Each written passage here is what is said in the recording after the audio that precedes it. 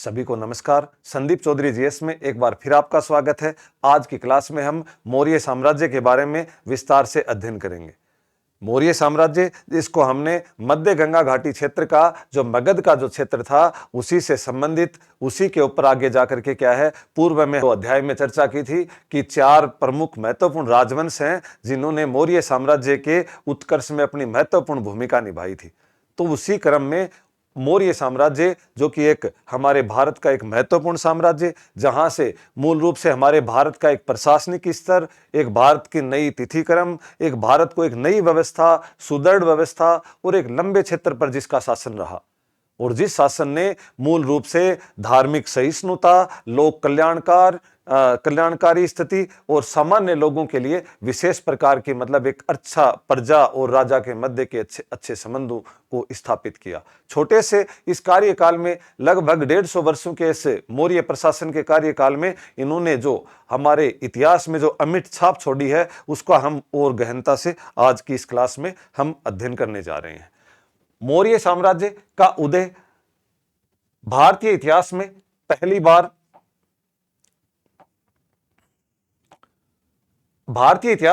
बार बड़े पैमाने पर राजनीतिक एकता स्थापित हुई। कि भारतीय इतिहास की पहली बार है पूरा जो वर्तमान जिसको भारत बोलते हैं या वृहत्तर भारत बोलते हैं, उसके अधिकांश भाग में एक ही राजनीतिक व्यवस्था कि एक ही राजा के छत्र में, एक ही राजा के अधीन में जो भी प्रशासन है उसने काम करना शुरू किया। मौर्य काल में प्रशासनिक का केंद्रीकरण हुआ। केंद्रीकरण मतलब एक ही जगह से, जहां मौर्य साम्राज्य की राजधानी थी, वहीं से संपूर्ण जो राज आदेश हैं, राजाज्ञाएं हैं, वो पूरे संपूर्ण भारत में एक ही जगह से प्रशासन तंत्र है वो सुचारू रूप से चलना शुरू हुआ। एक निश्चित तिथि क्रम का भी प्रारंभ यहीं से माना जाता है। ऐसे तो हमने सिंधु घाटी सभ्यता या वैदिक सभ्यता, महाजनपद काल, उनकी भी तिथिक्रम को देखा है, लेकिन एक निश्चित है तिथिक्रम। इसके बाद में क्या है, क्रमबद्ध रूप से हमारे को क्या है, पूरे जो इतिहास है उसका एक पूरा का पूरा तिथि हमारे को प्राप्त होता है। मूल रूप से मौर्य साम्राज्य का जो उदय है, इसके पीछे की जो पृष्ठभूमि है, उसमें 4 महत्वपूर्ण राजवंश, 4 महत्वपूर्ण राजवंश की महत्वपूर्ण भूमिका रही। इन 4 राजवंश हैं इनकी, ये महत्वपूर्ण रहे इसके। तो 4 कौन कौन से हैं? सबसे पहले कौन सा है? बृहद्रथ राजवंश। इनके बाद कौन सा आया? हर्यक राजवंश। इसके बाद कौन सा आया?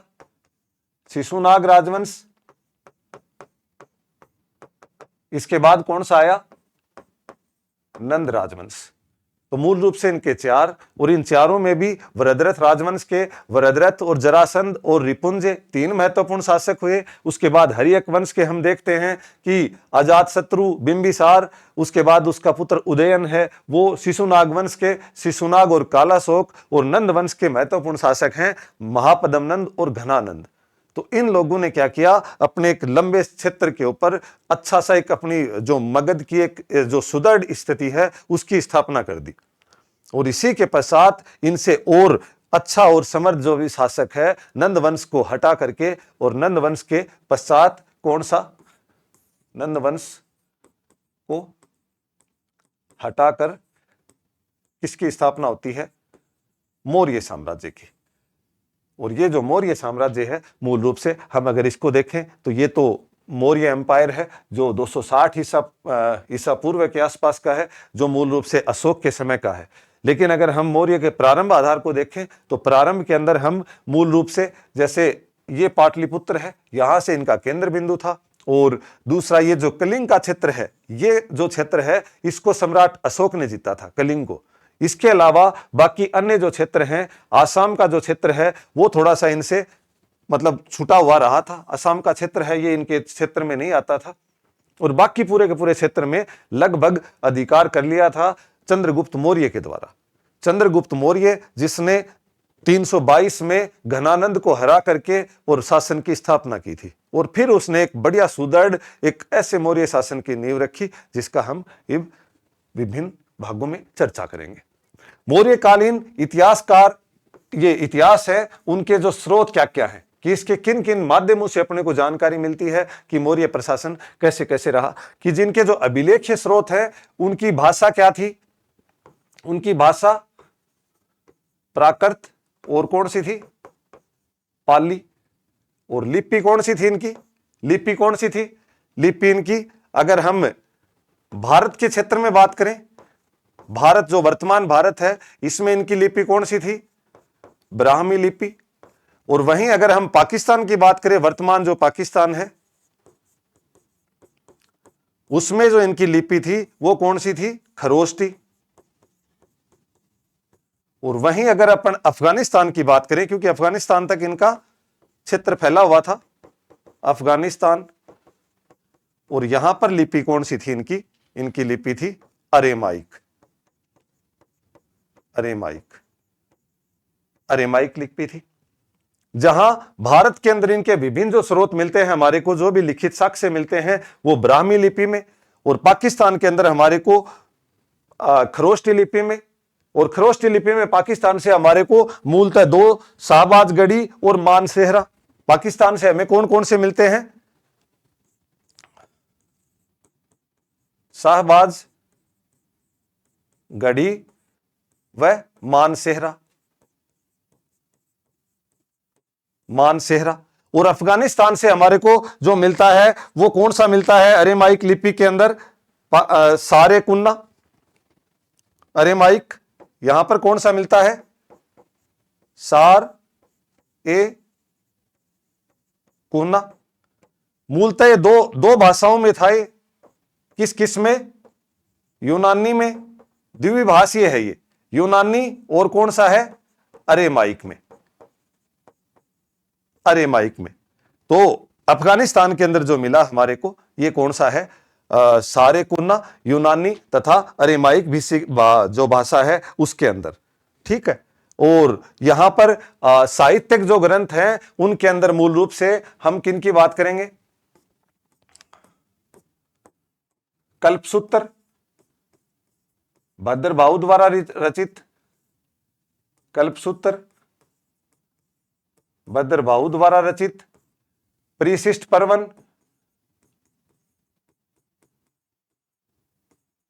परिशिष्ट पर्वन, हेमचंद्र रायसूरी इसके द्वारा रचित। उसके बाद कौन सा है, विशाख दत्त के द्वारा रचित मुद्रा राक्षस, मुद्रा राक्षस, जिसकी रचना किसने की, विशाख दत्त ने। इन तथ्यों के बारे में पढ़ेंगे। मुद्रा राक्षस के बाद में राजतरंगिणी,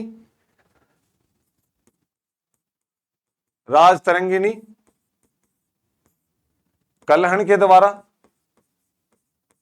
कथासरितसार,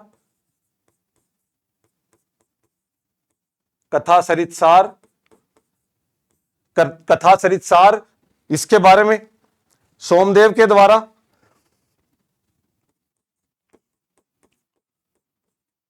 सोमदेव के द्वारा। और वरहत कथा मंजरी, वरहत कथा मंजरी ये किसके द्वारा, क्षेमेंद्र के द्वारा। इन ग्रंथ, ये क्षेमेंद्र के द्वारा, ये जो ग्रंथ है ये हमारे साहित्यिक स्रोत हैं जो हमारे को मौर्य साम्राज्य के प्रशासन तथा मौर्य साम्राज्य की राजनीतिक व्यवस्था इनके बारे में जानकारी देते हैं। विदेशी स्रोतों की बात करेंगे तो विदेशी स्रोतों के अंदर अपन चीनी स्रोत,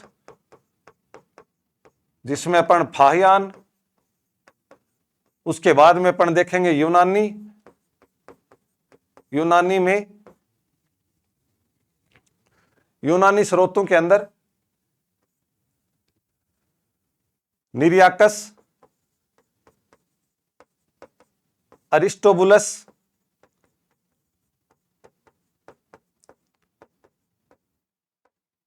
ओनेस्टोक्रेटस,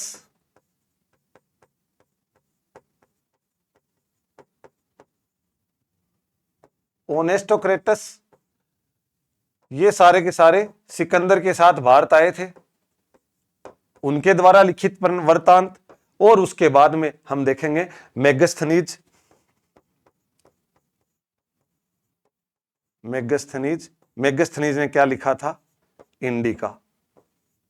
जो मूल रूप से हमें प्राप्त नहीं होती है, उसकी प्रतिलिपि हमें प्राप्त होती है, हमें इंडिका की। तो ये विदेशी स्रोत है। पुरातत्व साक्ष्यों के अनुसार, पुरातत्व साक्ष्यों में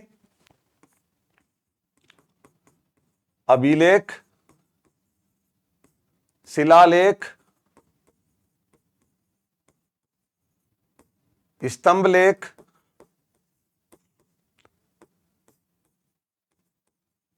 गुहालेख, तत्कालीन चल रही मुद्राएं, इमारतें, स्तूप, ये जो सारी चीजें हैं, ये हम पुरातात्विक साक्ष्यों के आधार पर पढ़ेंगे।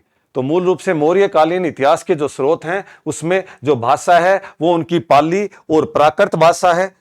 12वीं लिपि है, ये भारत के अंदर है, और पाकिस्तान के अंदर है कौन सी? खरोष्टी लिपि। और अफगानिस्तान के अंदर कौन सी है? अरेमाइक। सारे कुन्ना एकमात्र क्या है?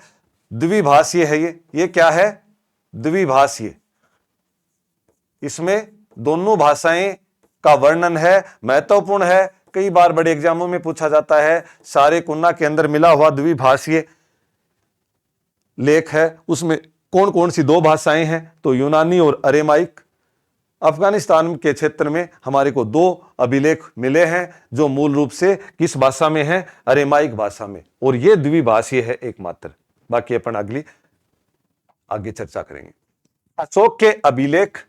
अशोक के मूल रूप से जो अभिलेख हैं, उनकी मूल भूमिकाओं के आधार पर अपन देखें तो अभिलेख हैं ये बड़े बड़े प्राकृतिक चट्टानों पर। अभिलेख बड़े बड़े प्राकृतिक चट्टानों पर खुदवाए, लिखवाए नहीं है, मतलब खुदवाए गए हैं, खुदवाए। और इन अभिलेखों की जो विषय वस्तु है, जो विषय, इन अभिलेखों के अंदर क्या क्या चीजें लिखवाई गई हैं, उनके बारे में बताने का, कि एक प्रकार से राजआज्ञाएं थी इनके अंदर। धर्म, नैतिक आचरण की, धर्म या अपन बोल सकते हैं धर्म, एक नैतिक आचरण,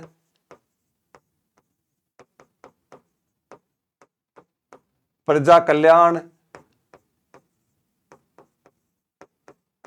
प्रजा कल्याण, एक जो इनके धम्म महामात्र हैं या जो प्रांतीय गवर्नर हैं, प्रांतीय गवर्नर या प्रशासकों, प्रशासकों को आदेश कि प्रजा के साथ किस प्रकार आपको बर्ताव करना है, धार्मिक सहिष्णुता,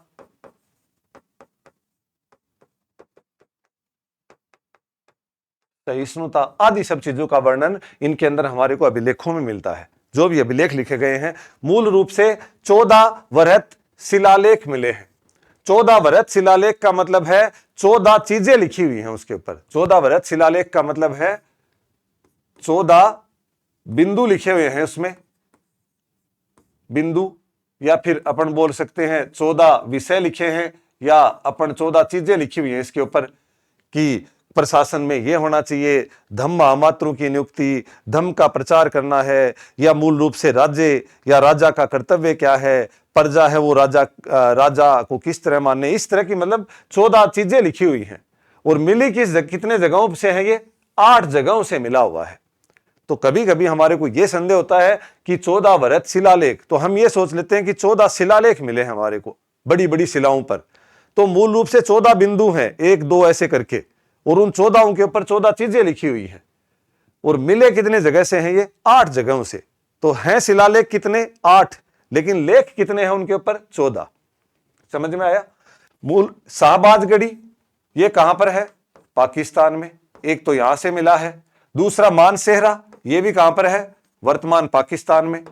तो ये दोनों खरोष्टी लिपि के होंगे। गिरनार कहां पर है? गुजरात, गुजरात हमारे भारत का ही। कालसी कहां पर है?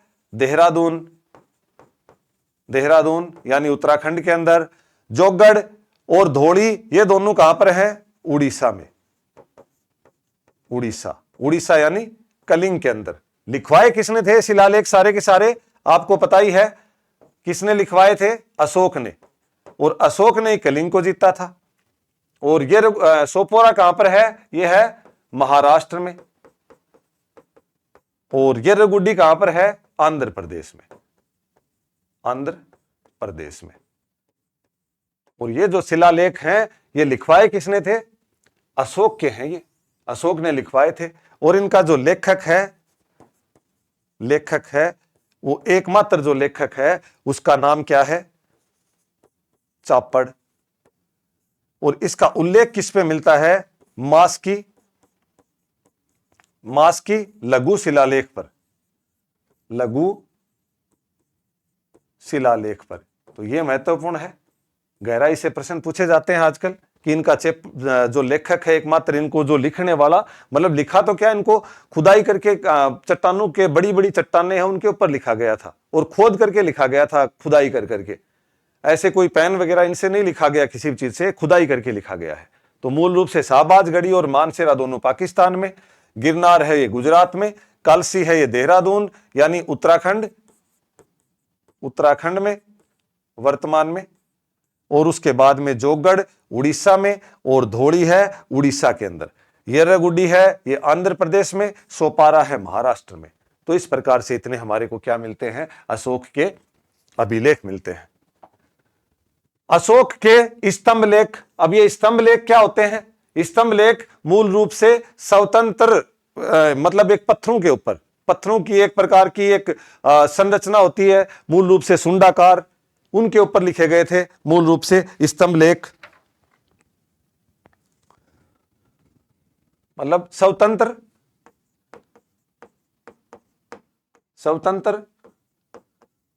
पोलिशदार पत्थरों पर, स्वतंत्र पोलिशदार चमकीले बिल्कुल अच्छे से, और स्तंभों पर।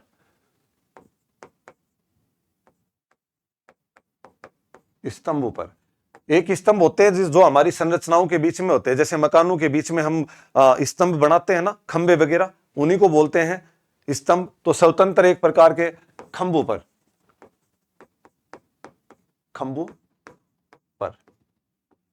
ठीक है। ये मिले कहां से हैं? 7 जगहों से मिले हैं ये हमारे को। 7 कौन कौन सी जगह है? दिल्ली टोपरा, ये कहां पर है? हरियाणा में। और इसको स्थापित कहां पर करवाया? स्थापित दिल्ली में करवाया। इसको करवाया किसने? फिरोज तुगलक ने। तो दिल्ली के अंदर है। दूसरा दिल्ली मेरठ स्तंभ लेख बोलते हैं इसको। ये कहां पर है? मिला कहां से अपने को? उत्तर प्रदेश से, मेरठ से, उत्तर प्रदेश से। और इसको भी स्थापित किसने करवाया? इसको? फिरोज तुगलक ने। तुगलक राजवंश से संबंधित फिरोज तुगलक, मोहम्मद बिन तुगलक के जो बाद बना उसने। तीसरा कौन सा है? कौशांबी स्तंभ लेख। और कौशांबी जो स्तंभ लेख है इसको अकबर ने इलाहाबाद के किले में स्थापित करवाया। अकबर के समय में हुआ था ये। कौशांबी इलाहाबाद में था, और ये अकबर के समय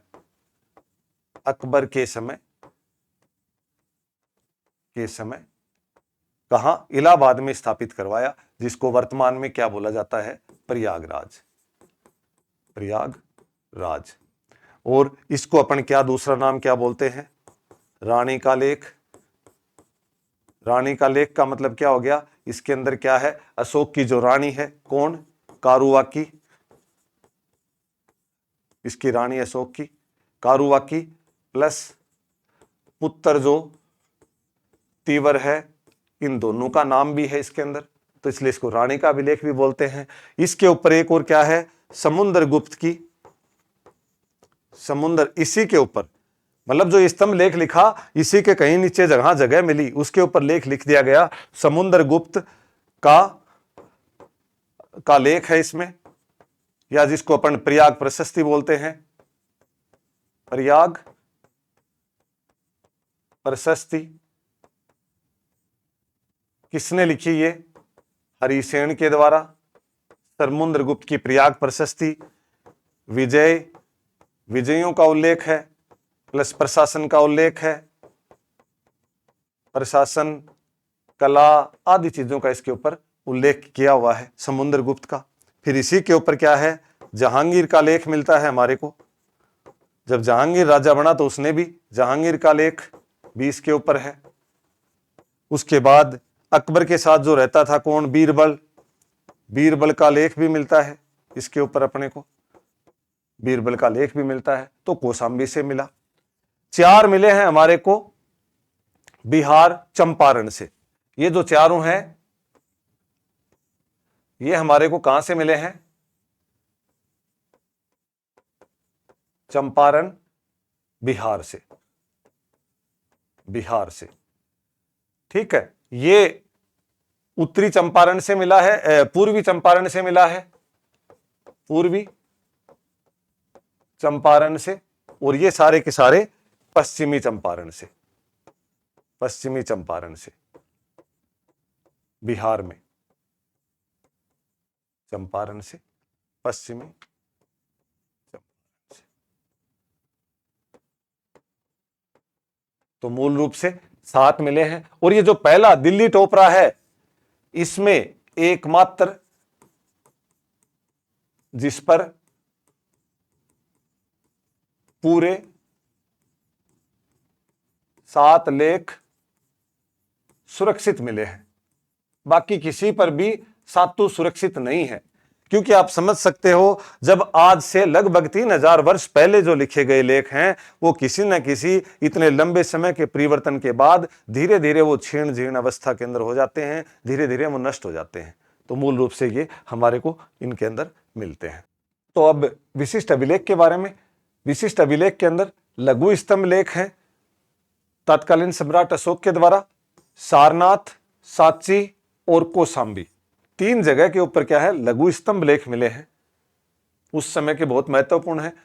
एक भाबरू का जो शिलालेख है वो बहुत महत्वपूर्ण है। भाबरू बिजक पहाड़ी राजस्थान के अंदर सबसे महत्वपूर्ण स्तंभ लेख है, ये तात्कालिक समय के अंदर का शिलालेख है।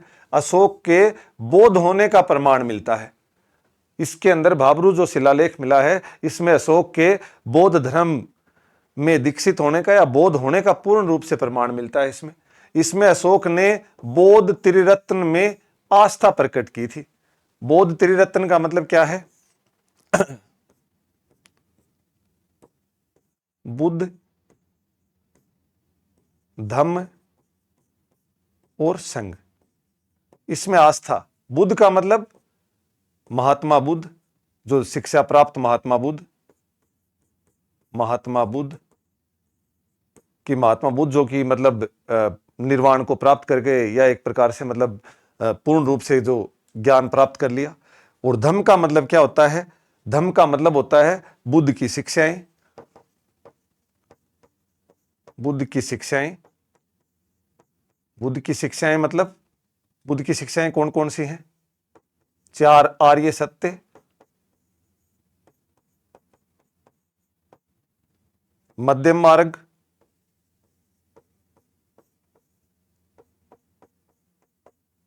चार आर्य सत्य, मध्यम मार्ग और अष्टांगिक मार्ग।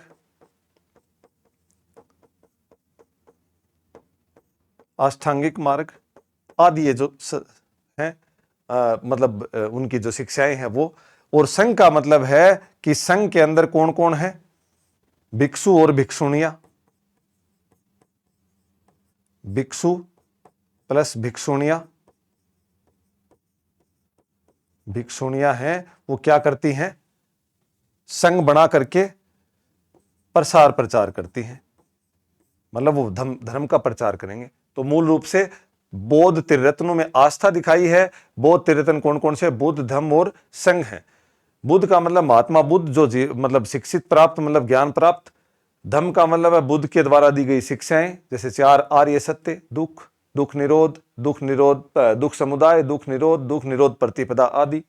मध्यम मार्ग की ना तो बहुत ज्यादा आपको भक्ति की आवश्यकता है, ना आपको भोग विलास की, आप सामान्य गृहस्थ जीवन में भी निर्वाण प्राप्त कर सकते हो आदि चीजें। अष्टांगिक मार्ग जिसमें सम्यक दृष्टि, सम्यक संकल्प, वो सारी चीजें।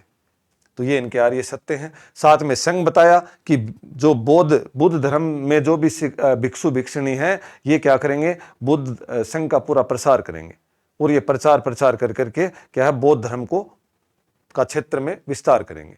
साथ में अशोक ने इस भाब्रू शिलालेख में 7 बौद्ध पुस्तकों के अध्ययन के बारे में सलाह दी कि बौद्ध धर्म की 7 पुस्तकें हैं और उनका अध्ययन करना चाहिए, जिनसे जो भी सांसारिक मोह माया जो व्यवस्था है, जो भी गति व्यवस्था है, वो सब के बारे में जानकारी मिले।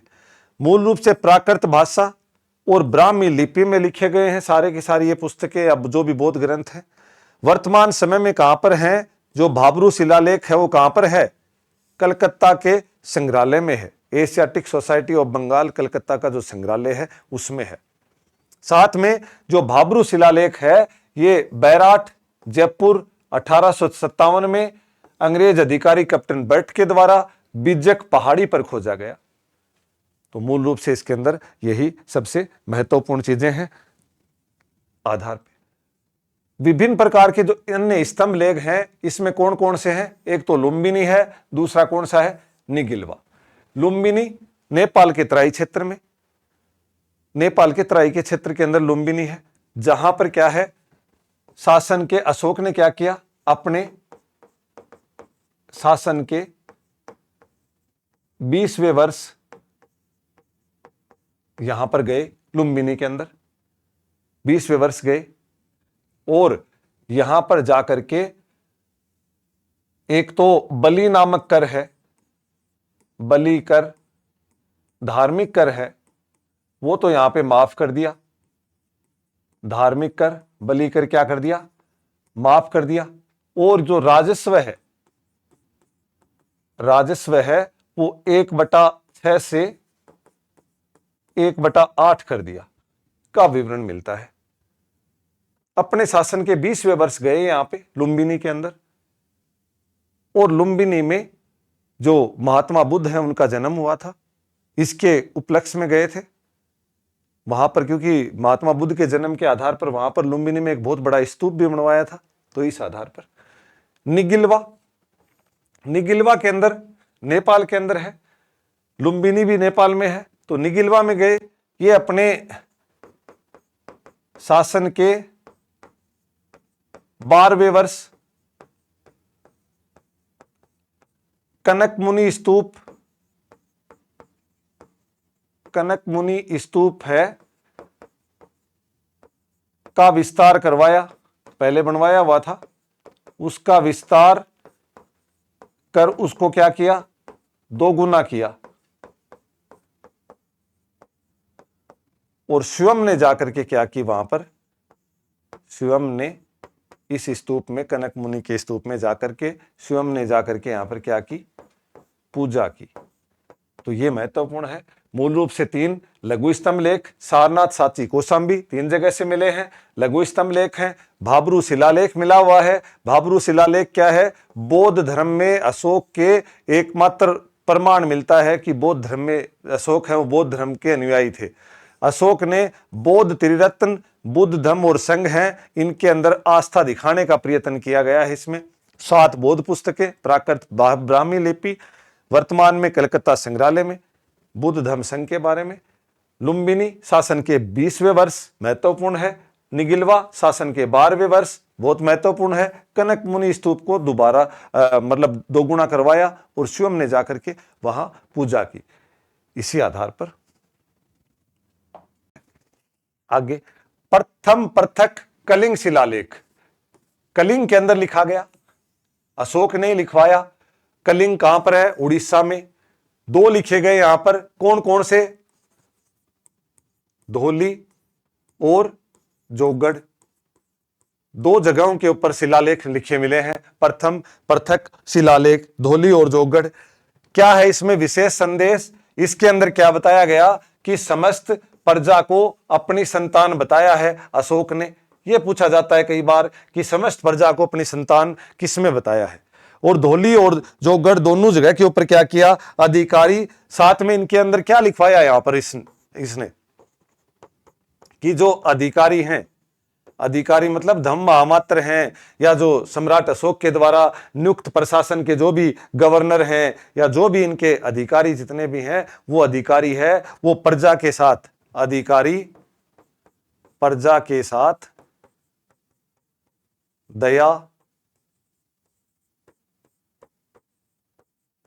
करुणा, दया, करुणा और उसके बाद में एक प्रकार से न्यायपूर्ण, सहानुभूतिपूर्ण, न्याय, सहानुभूतिपूर्ण व्यवहार करें, व्यवहार करें। इसमें यह लिखवाया, ये इनमें एक विशेष प्रकार से अलग ही मिलता है। दूसरा इसमें क्या लिखवाया कि प्रशासन में कठोरता के बजाय दया और न्याय को महत्व दिया जाना चाहिए। प्रशासन में कठोरता के बजाय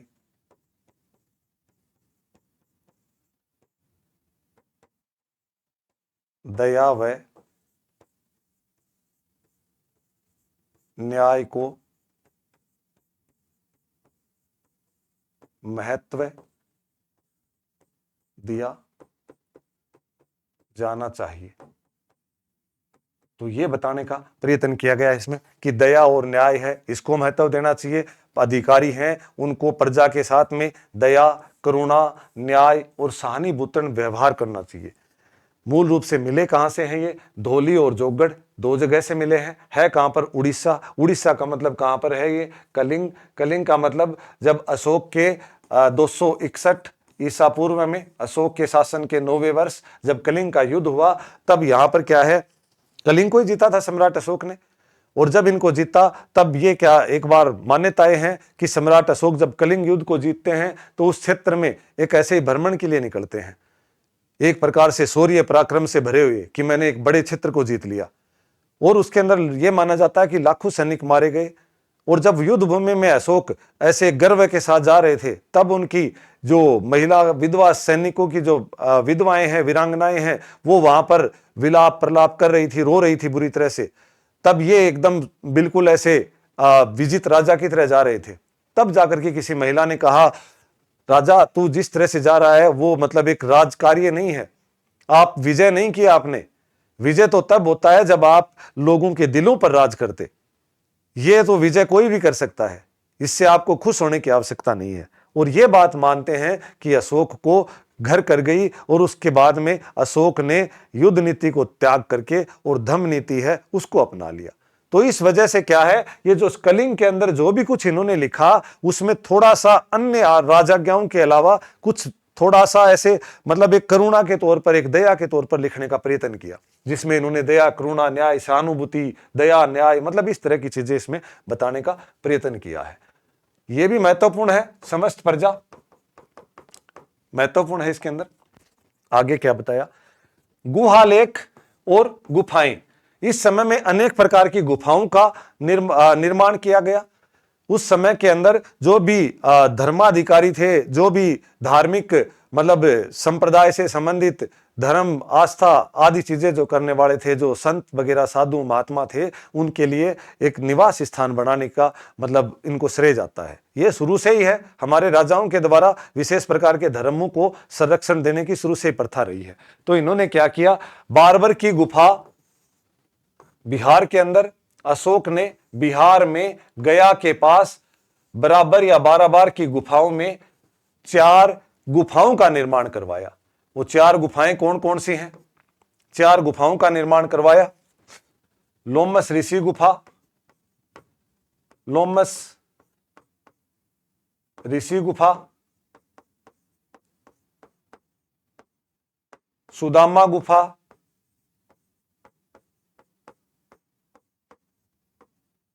लोमस ऋषि गुफा, सुदामा गुफा, उसके बाद में करण चौपड़, विश्व झोपड़ी, करण चौपड़ गुफा, और कौन सी है, विश्व झोपड़ी। इस तरह की इन्होंने क्या है, ये गुफाएं बनवाई। और साथ में नागार्जुनी पहाड़ियों में अशोक के पुत्र दशरथ ने, अशोक का जो पुत्र था, क्योंकि अशोक के बाद उनका जो पुत्र है दशरथ, उसने भी नागार्जुनी पहाड़ियों के अंदर 3 गुफाएं बनवाई। वो 3 गुफाएं कौन सी थी, 3 गुफाएं बनवाई, कौन कौन सी, गोपिका, वहियका, वड़थिका, वड़थिका, ये गुफाएं बनवाई। तो मूल रूप से सम्राट अशोक ने कितनी गुफाएं बनवाई हैं, 4 गुफाएं बनवाई हैं। और दशरथ ने कितनी बनवाई हैं, 3 गुफाएं बनवाई हैं। और ये मूल रूप से जो ये गुफाएं हैं, बनाई किसके लिए थी, बनाई किसके लिए हैं ये गुफाएं, आजीवक संप्रदाय के संतों के लिए या तपस्वियों के लिए, आजीवक संप्रदाय के संतों के लिए या धर्म अधिकारियों के लिए, मूल रूप से किसके लिए बनवाई है, आजीवक। और जैसे आपने देखा होगा कि चंद्रगुप्त मौर्य है वो जैन धर्म से संबंधित है, सम्राट अशोक है वो बौद्ध धर्म से संबंधित है, और इनका जो पुत्र था चंद्रगुप्त मौर्य का बिंदुसार है, वो आजीवक धर्म का संरक्षण देता है। तो ये आजीवक सन्यासियों के लिए इन्होंने क्या है, ये मूल रूप से गुफाएं और गुहालेख बनवाए। रुद्रदामन का जूनागढ़ अभिलेख 150 ईस्वी का है। यह अभिलेख संस्कृत में रचित प्रथम है। ये सबसे महत्वपूर्ण है, संस्कृत में रचित प्रथम अभिलेख है। और इसके अंदर क्या बताया गया है, सुदर्शन झील का निर्माण की जानकारी दी गई है कि सुदर्शन झील का निर्माण किसने करवाया और क्या है मतलब इसके अंदर। तो मूल रूप से जो सुदर्शन झील है इसका निर्माण किसने करवाया, इसका निर्माण का श्रेय जाता है चंद्रगुप्त मौर्य को, इसके निर्माण का श्रेय जाता है। और चंद्रगुप्त मौर्य का भी जो राज मतलब कहने का मतलब गवर्नर है, चंद्रगुप्त मौर्य का गवर्नर है पुष्यमित्र, पुष्यमित्र वैश्य। और ये कहां का था, सौराष्ट्र गवर्नर, सौराष्ट्र का गवर्नर था, चंद्रगुप्त मौर्य के द्वारा नियुक्त किया गया था। इसने क्या है, इसने सर्वप्रथम क्या करवाया, इसका निर्माण करवाया। तो निर्माण का श्रेय किसको जाता है, चंद्रगुप्त मौर्य के शासनकाल में चंद्रगुप्त मौर्य का जो गवर्नर है पुष्यमित्र वैश्य के द्वारा। और फिर इसका निर्माण करवाने के बाद यवन तुषास्प,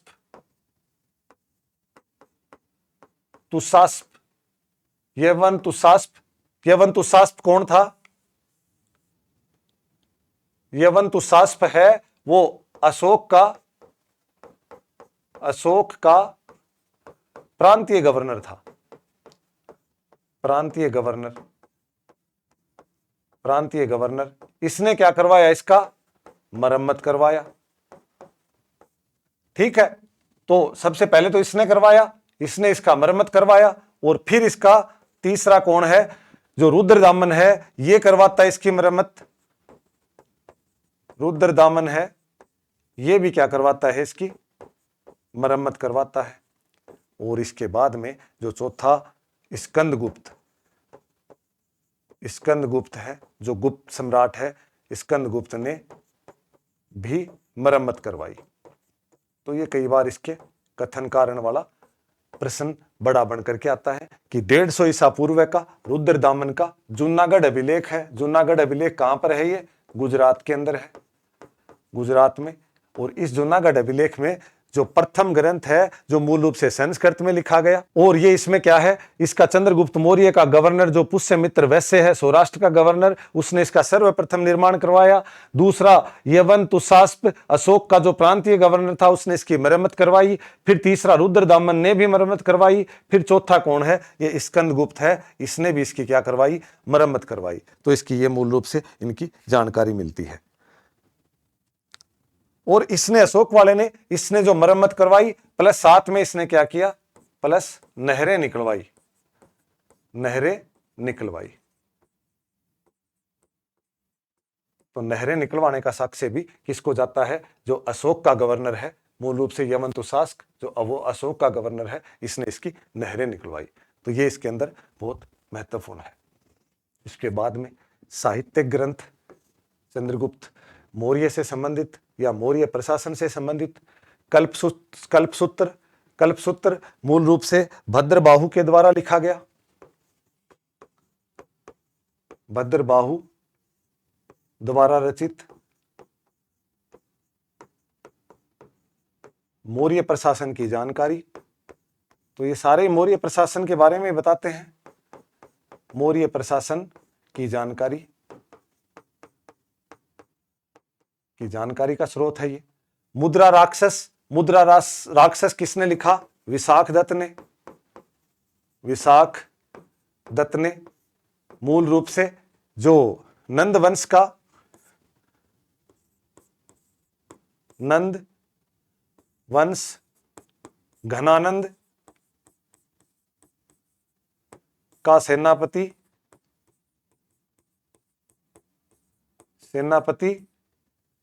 राक्षस सकटारक व चाणक्य की नीतियों के संबंध में है ये। जब इनके नंद वंश के ऊपर मौर्य साम्राज्य के चंद्रगुप्त मौर्य और उसका जो प्रधानमंत्री है चाणक्य या कौटिल्य, जब उन्होंने आक्रमण किया, तब जो नंद वंश का जो सेनापति था, जो राक्षस बोला जाता था, सकटारक था, इसने क्या किया, इन दोनों के मध्य जो चाणक्य और इनकी नीति हैं उनका उल्लेख है। चाणक्य की नीतियों का उल्लेख है इसमें। तो मूल रूप से मौर्य साम्राज्य और नंद वंश दोनों के बारे में। कथासरित सार ये किसने लिखा, सोमदेव ने। और सोमदेव ने लिखा, और इसमें भी मौर्य प्रशासन के बारे में जानकारी है, मौर्य वंश की जानकारी, मौर्य वंश के बारे में। तो मूल रूप से कल्पसूत्र भद्रबाहु के द्वारा, मुद्रा राक्षस विशाख दत्त, कथासरित सार सोमदेव आदि के द्वारा। परिशिष्ट पर्वन ये किसके द्वारा लिखा गया, हेमचंद्र राय सूरी। हेमचंद्र राय सूरी के द्वारा। सूरी मौर्य साम्राज्य के बारे में। तो सारे के सारे क्या है, मौर्य साम्राज्य के बारे में है। राजतरंगिणी ये किसने लिखा, ये लिखा किसने, कलहण ने। कलहण एक स्वतंत्र कवि था, ये किसी के दरबार में नहीं था, स्वतंत्र कवि। और इसने क्या है, कश्मीर व नेपाल अशोक के अधीन थे, इसका वर्णन करता है। अशोक के अधीन थे,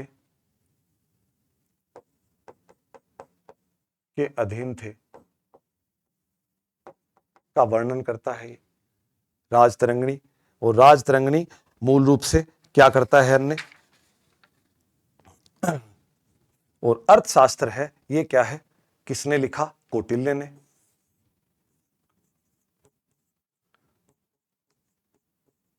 कौटिल्य या फिर इसका अन्य नाम है चाणक्य के द्वारा। राजनीति का ग्रंथ है, राजनीति का ग्रंथ है कि किस प्रकार एक राजा को राज्य क्षेत्र में अपनी नीतियां लागू करनी चाहिए, राज्य क्षेत्र में अपने कार्य करने चाहिए। ये पूरे के पूरे क्या हैं, मौर्य प्रशासन के साहित्य ग्रंथ हैं, जानने के प्रयास किया जाता है।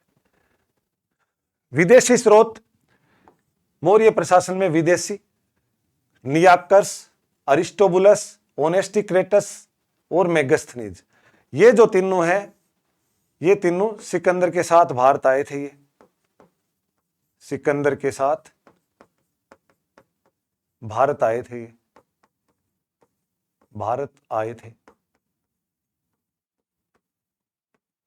जब सिकंदर ने 326 बीसी में 326 बीसी में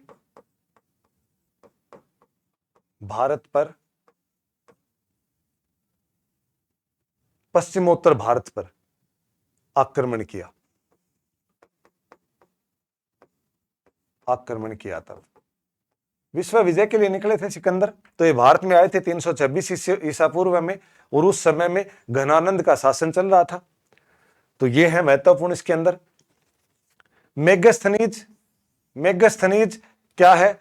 मेगस्थनीज ने इंडिका ग्रंथ लिखा, चंद्रगुप्त मौर्य के दरबार में था, सेल्यूकस निकेटर का राजदूत था। सेल्यूकस निकेटर कौन था? ये सिकंदर का उत्तराधिकारी था, सिकंदर का उत्तराधिकारी, सिकंदर का उत्तराधिकारी सिकंदर है। सिकंदर की क्या है? 323 में मृत्यु हो जाती है, 323 बीसी में इनकी क्या हो जाती है? मृत्यु। तो इसके बाद कौन बनता है? Seleucus Nicator. और इसने मेगस्थनीज ने क्या लिखा? इंडिका ग्रंथ लिखा। इसकी जो रचना है, मूल रचना है, वो कहीं खो गई, मूल रचना अप्राप्त है, मूल रचना की प्राप्ति हमारे को नहीं होती है। डॉक्टर स्वानबेग है, इसने क्या किया? इस इंडिका का प्रकाशन किया, इसका प्रकाशन किया डॉक्टर स्वानबेग ने। और 1891 में मैक्ट्रिगल, 1891 में अंग्रेजी में अनुवाद का श्रेय किसको जाता है?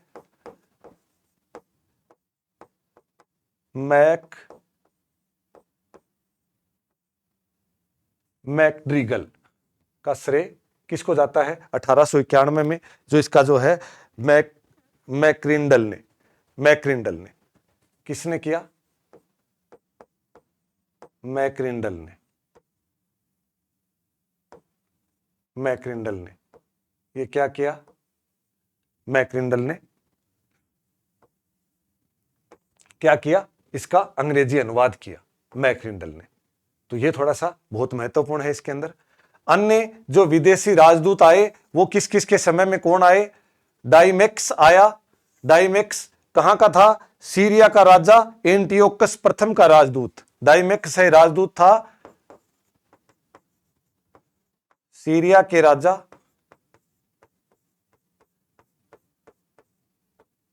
एंटियोकस प्रथम का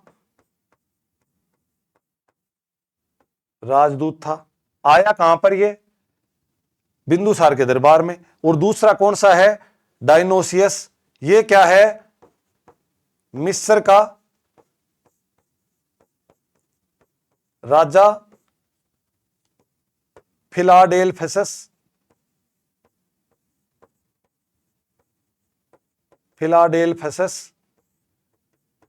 सेकंड का राजदूत। और ये दोनों आए किसके? बिंदुसार के दरबार में, बिंदुसार के दरबार में आए दोनों के दोनों। तो दोनों के दोनों क्या है? ये मूल रूप से बिंदुसार के दरबार में ये जो है ये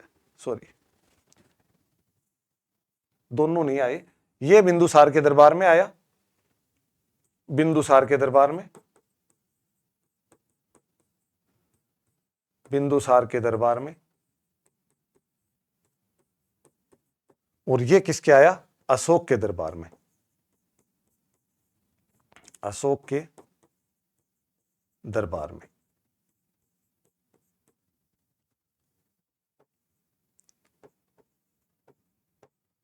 और ये एंटियोकस प्रथम है, ये किसका है? ये मूल रूप से सीरिया का। और ये किसका हो गया? मिस्र का। दोनों के दोनों इनके समय में आए। तो महत्वपूर्ण चीजें, इंडिका ग्रंथ लिखा, सिकंदर के साथ भारत आए, सिकंदर की मृत्यु 323 ईस्वी में ईसा पूर्व में हुई, तो ये इसके अंदर महत्वपूर्ण है। पुरातात्विक साक्ष्य, पुरातात्विक साक्ष्य का मतलब है कि प्राचीन समय में हमारे को जो भी साक्ष्य मिले हैं वो हमारे लिए क्या है, पुरातात्विक साक्ष्य हैं।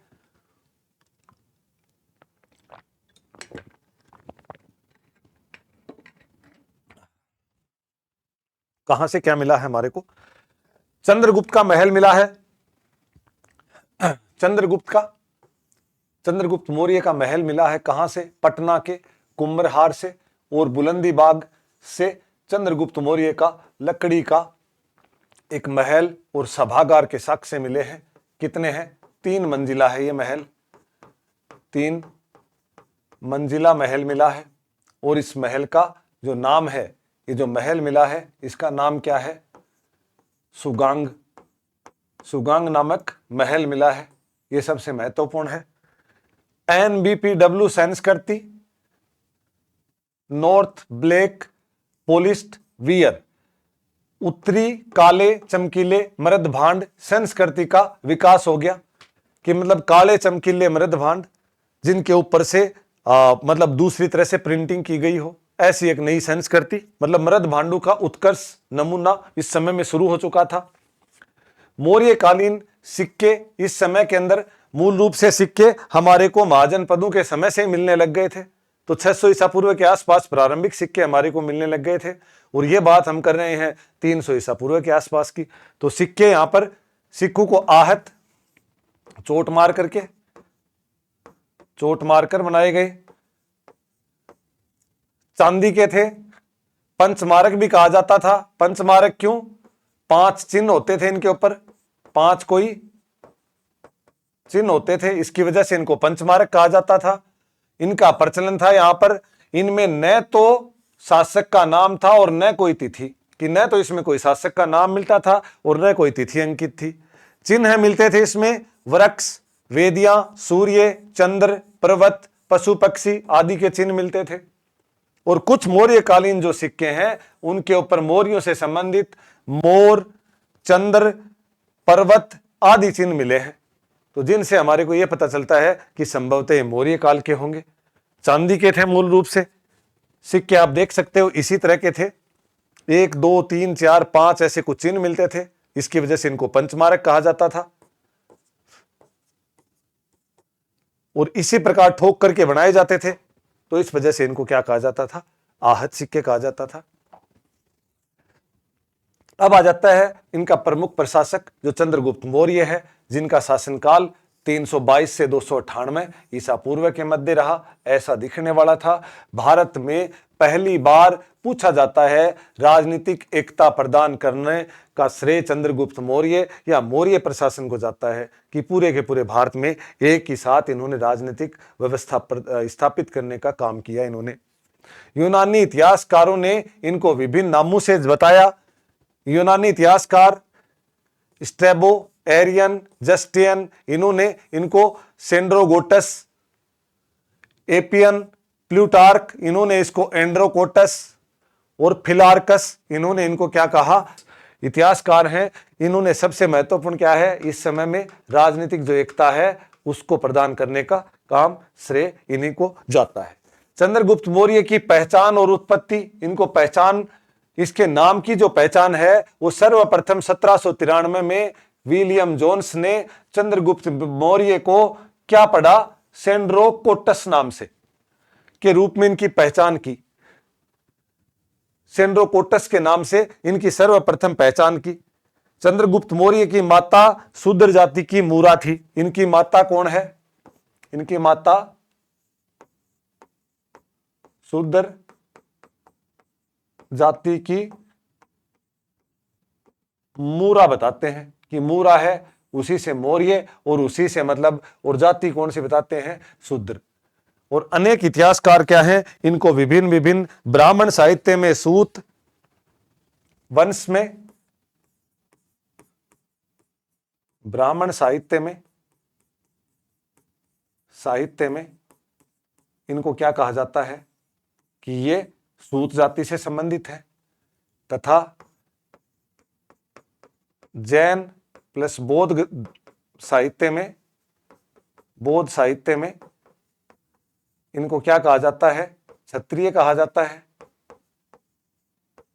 ब्राह्मण और जैन और बौद्ध में साहित्य, ब्राह्मण के अंदर इनको क्या कहा जाता है? सूत कहा जाता है। मुद्रा राक्षस में वर्छल, विशाखदत्त की मुद्रा राक्षस, विशाखदत्त की मुद्रा राक्षस ग्रंथ में इनको क्या कहा जाता है? वृषल। वृषल मतलब नीची जाति का, नीची जाति का कहा जाता है इनको।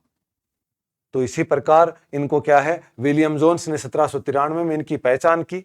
उसके बाद में राधा कुमुद मुखर्जी और हेमचंद्र राय चौधरी दो आदमी हैं। राधा कुमुद मुखर्जी इतिहासकार और हेमचंद्र राय चौधरी, हेमचंद्र राय चौधरी, ये दोनों कहते हैं कि पीपली वन, ये मूल रूप से क्या है? मौर्यों की पीपली वन, मौर्य जाति के, पीपली वन के मौर्य जाति के क्षत्रिय हैं। ये पीपली वन के मौर्य जाति के क्षत्रिय बताया इनको, क्षत्रिय हैं। तो ये दो महत्वपूर्ण है इसमें। विलियम जोन्स सबसे पहले पहचान की सेनरोकोटस के रूप में, उसके बाद माता मूरा का नाम इसकी वजह से मौर्य और शूद्र जाति की थी। ब्राह्मण साहित्य सूत जाति का बताते हैं, निम्न जाति। जैन और बौद्ध इसको क्षत्रिय बताते हैं। साथ में राधा मुखर्जी और हेमचंद्र राय चौधरी हैं, वो भी क्षत्रिय बताते हैं। विशाखदत्त मुद्रा राक्षस है, वो इनको वृषल जाति का बताती है। तो ये है चंद्रगुप्त मौर्य के अभियान कि चंद्रगुप्त मौर्य ने कौन कौन से अभियान किए। सबसे पहले चाणक्य से इनकी मुलाकात कैसे होती है कि एक बार क्या होता है कि मौर्य साम्राज्य, जहां मगध बोलते हैं, उसके अंदर क्या होता है कि मगध साम्राज्य के अंदर अंतिम घनानंद शासक था और चंद्रगुप्त मौर्य जो चाणक्य है वो इसका तक्षशिला का आचार्य हुआ करता था। तो तक्षशिला के अंदर क्या है, जो राजनीतिक व्यवस्था है वो सही नहीं चल रही थी। वहां के जो गवर्नर थे वो वहां की प्रजा के साथ में अत्याचार कर रहे थे। प्रशासक के जो राजस्व कर वगैरह है मनमर्जी के कर रहे थे, वहां पे कोई न्याय व्यवस्था नहीं थी। तो वो क्या है, आचार्य इनके दरबार में आते हैं और जब वो उनको सूचना देते हैं तो उसको कोई भी घनानंद है उसको गंभीरता से नहीं लेता। और जब उनकी उपेक्षा की जाती है, उनका उपहास उड़ाया जाता है, तब वो उनको बोल देते हैं कि आप मतलब जब प्रजा के कल्याण के लिए काम नहीं करते तो आपको राजा होने का कोई औचित्य नहीं है। तो परिणाम स्वरूप क्या करते हैं, वो इनको चैलेंज दे देते हैं कि अन्यायी राजा है, वो जल्द ही उसका समय पूरा हो जाता है। और तब जाकर के उन्होंने शपथ ली और उन्होंने सोचा कि मैं इनको हटाना है। तब वे वापस जब तक्षशिला जाने लगे तो जिस जंगल के रास्ते से जा रहे थे उसी जगह के ऊपर, कहीं एक जगह के ऊपर बच्चे के खेलने की इनको आवाज आई। तब चंद्रगुप्त मौर्य 11 साल का था और वो राजकिलम नामक कोई खेल खेल रहा था। राजकिलम एक युद्ध नीति से संबंधित खेल है, युद्ध नीति बनाई जाती है इसमें, बच्चे आपस में खेलते हैं। कुछ इसमें मतलब किसी पर आक्रमण करने की ऐसी कोई नीतियां बनाई जाती है, ऐसा कोई खेल था। तो जब वो उसने देखा तो उसने देखा कि यार ये बच्चा है, जिज्ञासु है और ये बहुत ही मतलब एक अच्छी सी व्यू रचना मतलब अच्छे से कर रहा है। तो ये क्या करता है, एक शिकारी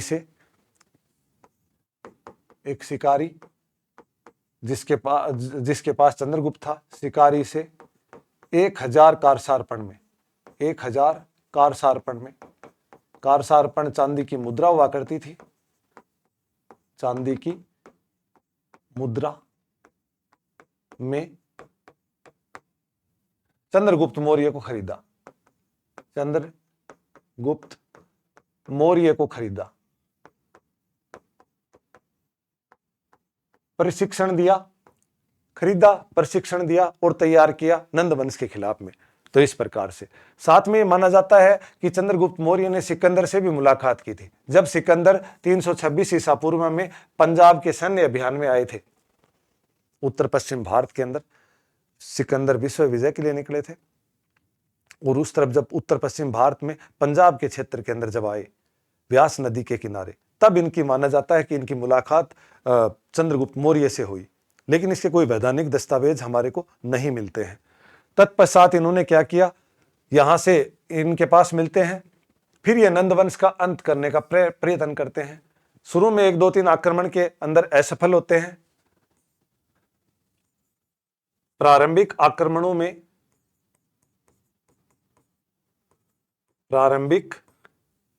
आक्रमणों में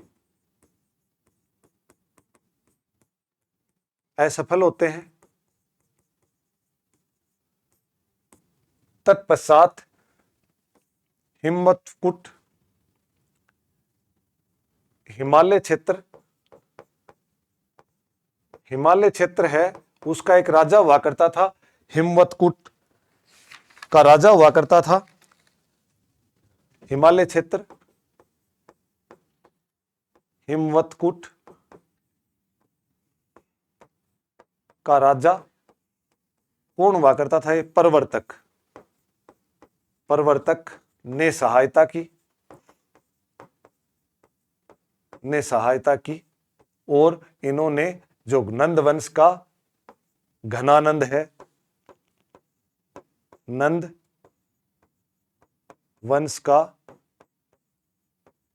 घनानंद है, को पराजित कर 322 ईसा पूर्व मौर्य साम्राज्य की या वंश की नींव रखते हैं। तो सबसे पहले पूछा जाता है कई बार कि राजा प्रवर्तक है वो किस राजवंश से संबंधित था, कहाँ का था? तो हिमालय क्षेत्र प्रदेश का था, पहाड़ी क्षेत्र का। नंद वंश के खिलाफ में इसने सर्वप्रथम क्या किया था? इसने सहायता की थी चंद्रगुप्त मौर्य की। उसके बाद में क्या होता है कि सेल्यूकस निकेटर कौन है? सेल्यूकस निकेटर है, ये एक सिकंदर का उत्तराधिकारी है। सिकंदर का उत्तराधिकारी। सिकंदर की मृत्यु हो जाती है 323 बीसी में, ईसा पूर्व में।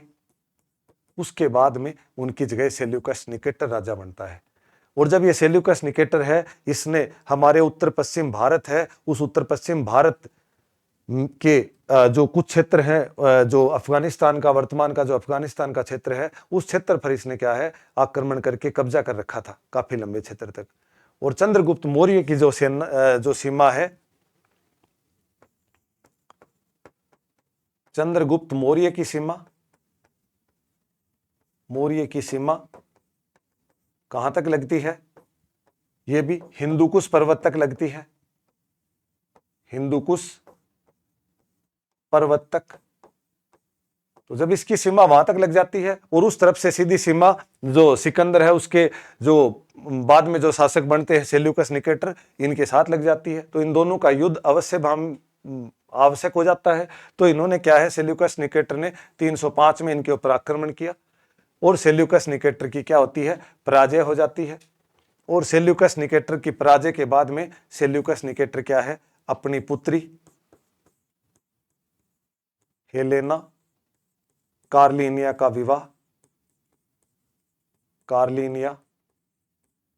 विवाह किसके साथ करते हैं? चंद्रगुप्त मौर्य के साथ विवाह कर देते हैं।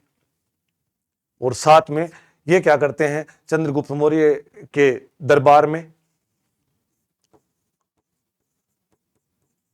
में किसको भेजते हैं? मेगस्थनीज को। मेगस्थनीज को राजदूत बनाकर भेजते हैं।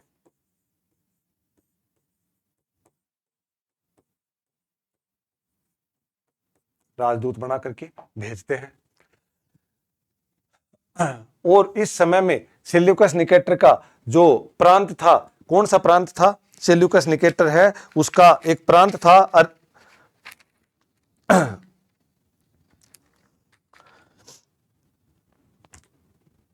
सेल्यूकस निकेटर का एरियाना, एरियाना प्रांत है वो कहां पर है? एरियाना प्रांत है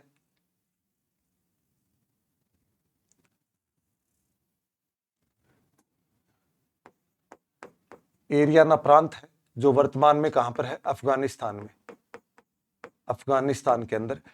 उस प्रांत के 4 हिस्से हैं वो चंद्रगुप्त मौर्य को सौंप देता है। कौन कौन से? पेलोपनिसडाई ऑफ येन जो वर्तमान काबुल है, अराकोसिया जो कंधार है, जेड्रोसिया जो मकरान है, एरिया जो हेरात है।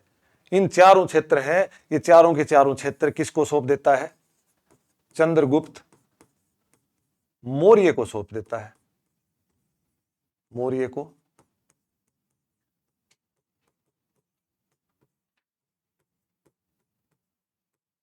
सौंप देता है। तो जब सेल्यूकस निकेटर की पराजय होती है तो सेल्यूकस निकेटर क्या करता है? ये चारों के चारों प्रांत हैं वो मूल रूप से किनको सौंप देता है? चंद्रगुप्त मौर्य को। एरियाना के 4 प्रांत हैं। चंद्रगुप्त मौर्य और सेल्यूकस निकेटर के मध्य सेल्यूकस निकेटर को 500 हाथी देता है और इन दोनों के मध्य क्या है? संधि भी होती है। इन दोनों के मध्य संधि होती है। 500 हाथी देता है चंद्रगुप्त मौर्य, क्योंकि मगध का क्षेत्र था, हाथी बहुत थे। और ये ऊपर वाला जो ईरान, मध्य एशिया, तुर्की, उस क्षेत्र का था जो सिकंदर का जो शासन था सेल्यूकस निकेटर का, तो उस जगह के ऊपर हाथी हैं वो कम होते थे सेना में, तो ये 500 हाथी उनको देता है। तो इस प्रकार से इन दोनों के मध्य संधि भी होती है और इस संधि का विवरण है वो कौन करता है? इनके मध्य संधि होती है और इस संधि का जो विवरण है, इस संधि का जो वर्णन है वो कौन करता है? इस संधि का वर्णन है वो एपियानस, यूनानी इतिहासकार, एपियानस ने किया। संधि की इन दोनों के मध्य, उसका विवरण एपियानस ने किया। ये कौन है? यूनानी इतिहासकार है, यूनानी इतिहासकार है। इसने इस संधि का विवरण किया कि चंद्रगुप्त मौर्य और सेल्यूकस के बीच में एक संधि हुई, और इसने जो विवरण किया वो मूल रूप से रोमाइका पुस्तक या रोमन हिस्ट्री पुस्तक है, रोमाइका। इसकी जो रचना है रोमाइका, रोमाइका रोमन हिस्ट्री की पुस्तक है, रोमन हिस्ट्री में किया इस संधि का वर्णन। कई बार पूछा जाता है ऐसा प्रश्न। तो मूल रूप से 4 प्रांत थे। यह भी कई बार महत्वपूर्ण है कि इनका नाम क्या था, कि काबुल के क्षेत्र का नाम क्या था? पेलोपनिसडाई और येन। कंधार का नाम क्या था? अराकोसिया। मकरान का नाम क्या था? जेड्रोसिया। और हेरात का नाम क्या था? एरिया। तो यह महत्वपूर्ण है। इसके बाद में चंद्रगुप्त मौर्य का जो साम्राज्य का जो विस्तार है, मूल रूप से ये अपन देखते हैं कि ये पूरा का पूरा कलिंग वाला जो क्षेत्र है ये छोड़ दिया। दक्षिण भारत का क्षेत्र छुटा हुआ था, ये असम का क्षेत्र छुटा हुआ था प्रारंभिक समय में। तो मूल रूप से पाटलिपुत्र यहां से शुरू होकर के और कंधार, ये वाला जो क्षेत्र है ये पूरा का पूरा किससे लिया था? सेल्यूकस निकेटर से। तो ये महत्वपूर्ण है। इसके अंदर चंद्रगुप्त मौर्य की बंगाल, अवंती, कश्मीर और नेपाल, इन विजयों का हमारे को उल्लेख मिलता है। बंगाल का महास्थान अभिलेख से, महास्थान अभिलेख कहां पर है? वर्तमान में बांग्लादेश में है, बांग्लादेश में। जगह कौन सी है? पुंड्रवर्धन, पुंड्रवर्धन में, यहां से मिलता है अपने को। तो इसमें हमारे को बंगाल विजय की जानकारी, बंगाल विजय की जानकारी मिलती है। दूसरा क्या है? परिशिष्ट पर्वन, हेमचंद्र रायसूरी, हेमचंद्र रायसूरी की रचना है। इससे हमारे को पता चलता है कि अवंती के ऊपर, अवंती पर विजय की जानकारी हमारे को किससे मिलती है? अवंती पर विजय की जानकारी। तो यह महत्वपूर्ण है। उसके बाद कश्मीर और नेपाल, ये राजतरंगिणी, और राजतरंगिणी किसने लिखी थी? कल्हण के द्वारा, कल्हण के द्वारा। और इसने अशोक को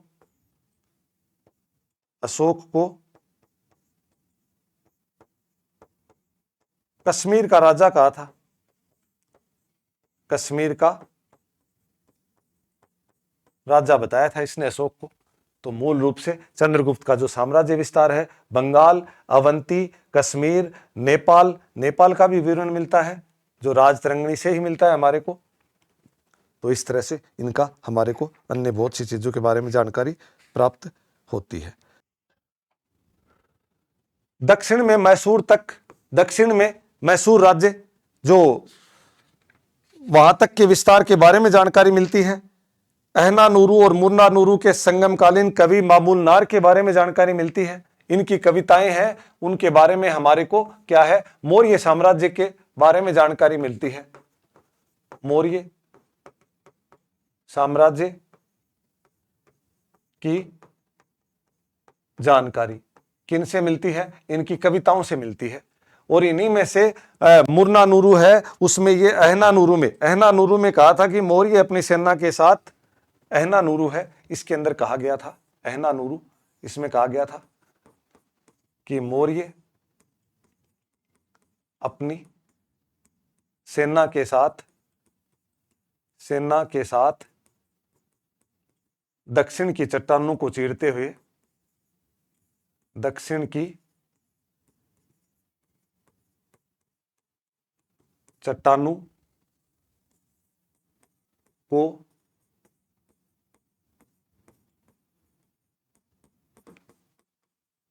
दक्षिण की ओर बढ़े, यह कहा गया था इसके अंदर। तो यह सबसे महत्वपूर्ण है इसके अंदर कि मूल रूप से तमिल ग्रंथ है, अहनानूरू, मुन्नानूरू और मामूल नार, ये कविताएं हैं इनमें दक्षिण संगम साहित्य की। तो इनमें भी इनका मूलतः विवरण मिलता है। तमिल साहित्यों में संगमकालीन साक्ष्य, तमिल ग्रंथों में अहनानूरू, वही मुन्नानूरू, उसमें मौर्य विजय का उल्लेख मिलता है कि उन्होंने दक्षिण के तमिल क्षेत्र में भी अपनी विजय सुनिश्चित कर ली थी। क्योंकि जैसे हमने अहनानूरू में देखा कि चंद्रगुप्त मौर्य या मौर्य जो सेना है वो दक्षिण की तरफ तेजी से चीरती हुई भागी। 3 प्रमुख कवि हैं जिसमें रेनाड, पारगोनार और मामूलनार ने मौर्य का वर्णन किया है। ये 3 कवि हैं, इन्होंने भी संगमकालीन कवियों ने भी इनका वर्णन मिलता है। तो हमारे को यह पता चलता है कि दक्षिण भारत में भी मौर्यों का अर्थात सुदूर दक्षिण में मौर्यों का साम्राज्य था। सुदूर तक इनका मतलब अधिकार था। बंब मौर्य कहा दक्षिण भारत में। बंब मौर्य का मतलब है, अर्थ है नवोदित मौर्य। बंब मौर्य अर्थ नवोदित मौर्य। संगमकालीन साहित्य में बंब मौर्य के नाम मिलता है, इसका अर्थ है नवोदित मौर्य। और नवोदित का मतलब कौन हो गया? चंद्रगुप्त मौर्य, मतलब नया ही है ये, चंद्रगुप्त मौर्य। तो इसका वर्णन हमारे को तात्कालिक संगम साहित्यों के अंदर भी मिलता है।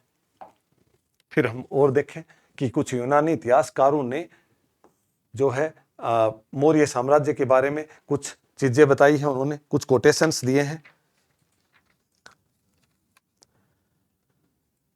चंद्रगुप्त मौर्य की सेना में जस्टिन ने कहा कि चंद्रगुप्त मौर्य की जो सेना है डाकुओं का गिरोह थी। डाकू का गिरोह बताया, डाकुओं का गिरोह बताया। किसको बताया? चंद्रगुप्त मौर्य की सेना को, जस्टिस ने। और प्लूटार्क ने कहा कि चंद्रगुप्त मौर्य 6 लाख की सेना लेकर के, प्लूटार्क ने कहा जी चंद्रगुप्त मौर्य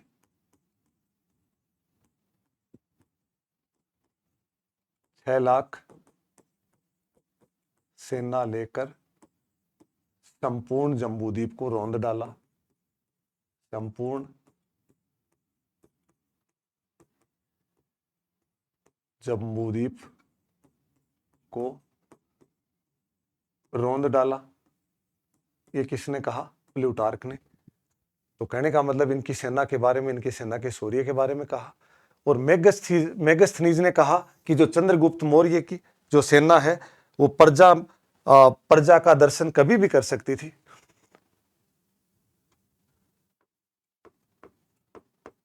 चंद्रगुप्त मौर्य के समय प्रजा राजा का दर्शन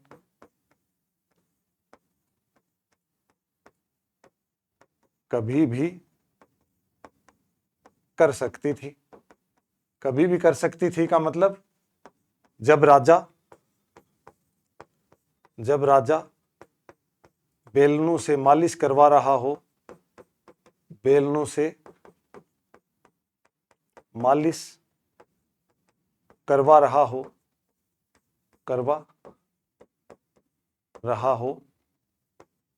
तब भी प्रजा मिल सकती थी। ये किसने कहा? मेगस्थनीज ने अपनी इंडिका में। प्लिनी ने कहा कि चंद्रगुप्त मौर्य की सीमा सिंधु नदी तक थी। प्लिनी ने इंडिका के आधार पर, इंडिका के आधार पर कहा, आधार पर जो मेगस्थनीज की इंडिका है उसके आधार पर कहा कि चंद्रगुप्त मौर्य की सीमा सिंधु नदी तक थी। सिंधु नदी तक थी। तो इनकी नदी सिंधु नदी तक बताने का प्रयत्न किया। और वी स्मिथ ने बहुत महत्वपूर्ण कोटेशन दिया है। इसमें बताया कि हिंदुकुश पर्वत चंद्रगुप्त मौर्य ने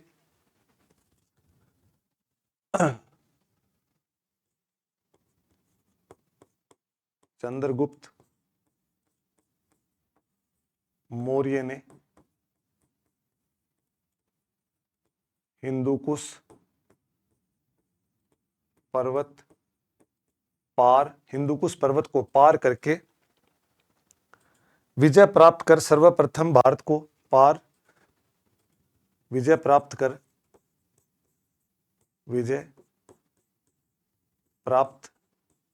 कर सर्वप्रथम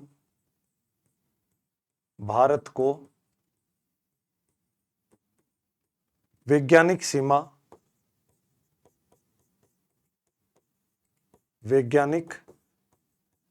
कि हिंदुकुश पर्वत को पार करके वैज्ञानिक सीमा प्राप्त किया, जिसे बाद में अंग्रेज भी प्राप्त नहीं कर सके, जिसे बाद में अंग्रेज भी प्राप्त नहीं कर सके।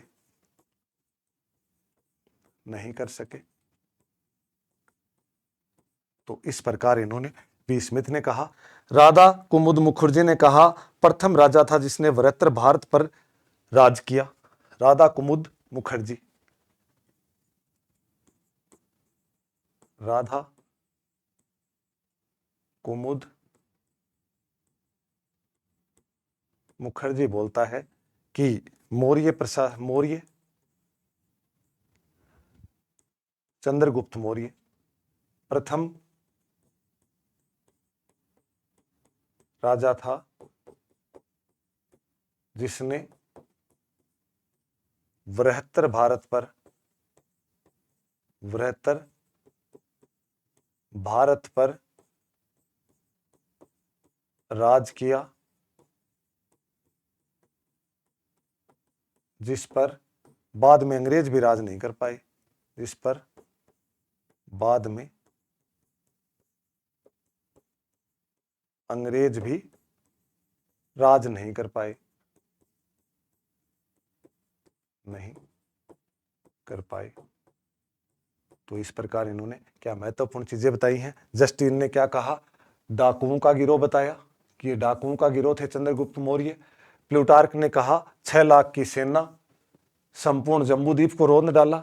उसके बाद मेगस्थनीज ने क्या कहा कि मौर्य के समय में राजा का दर्शन कभी भी कर सकती थी जो प्रजा है, वो जब राजा है वो उनके अपने अगर शयन कक्ष में है और अगर बेलनों से अपनी मालिश करवा रहा है थकने के बाद, उस तरह की स्थिति में।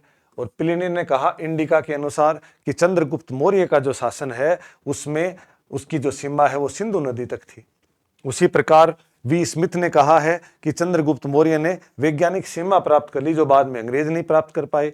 राधा कुमुद मुखर्जी बोलता है कि मौर्य शासन है वो बृहत्तर भारत पर शासन किया जो बाद में अंग्रेज भी नहीं कर पाए। तो इस प्रकार बृहत्तर भारत का शासन मौर्यों को बताया गया, मौर्यों को राधा कुमुद मुखर्जी ने बताया।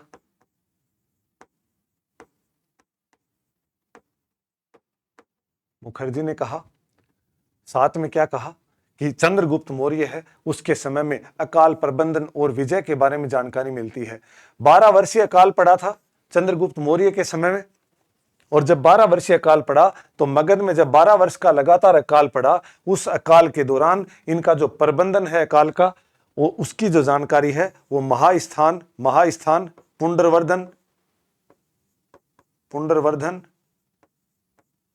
कहां पर, बांग्लादेश पुंडरवर्धन के महास्थान अभिलेख से, और शाहगोरा कहां पर है, उत्तर प्रदेश, वर्तमान में उत्तर प्रदेश के अभिलेखों से इनकी जानकारी मिलती है। और इनके बंगाल विजय की जानकारी भी महास्थान से मिलती है, महास्थान अभिलेख से। और प्रशासनिक दक्षता के बारे में बताया इन्होंने कि अकाल के दौरान चंद्रगुप्त मौर्य ने प्रभावी प्रशासन बनाए रखा, जन कल्याण का काम किया। साथ में इन्होंने क्या बताया कि शाहगोरा में जन कल्याण के लिए शाहगोरा में अन्न भंडार बनवाया।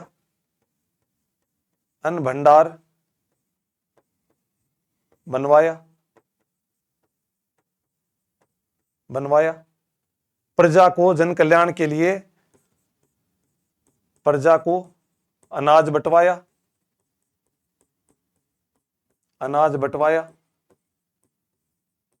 साथ में आर्थिक सहायता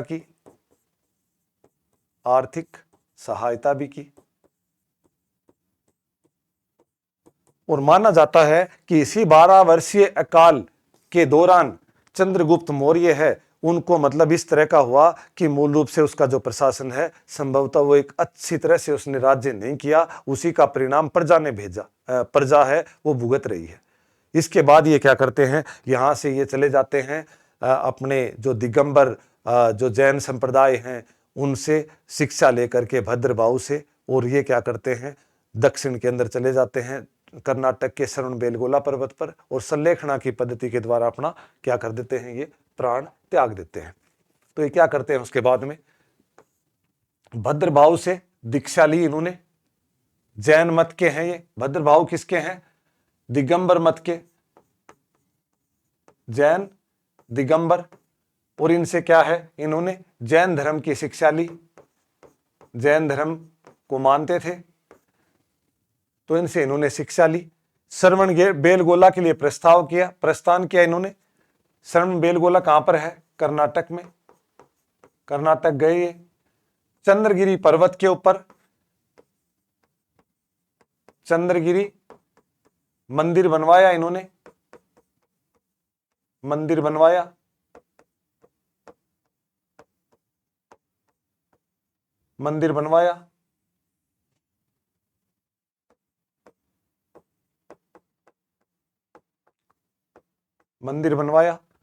298 ईसा पूर्व में सल्लेखना के द्वारा इन्होंने देह त्याग किया। सल्लेखना मतलब क्या होता है कि मूल रूप से धीरे धीरे अनाज और अन्न और जल को त्याग देना। सल्लेखना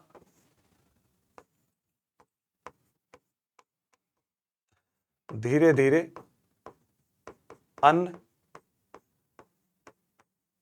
जल का त्याग करके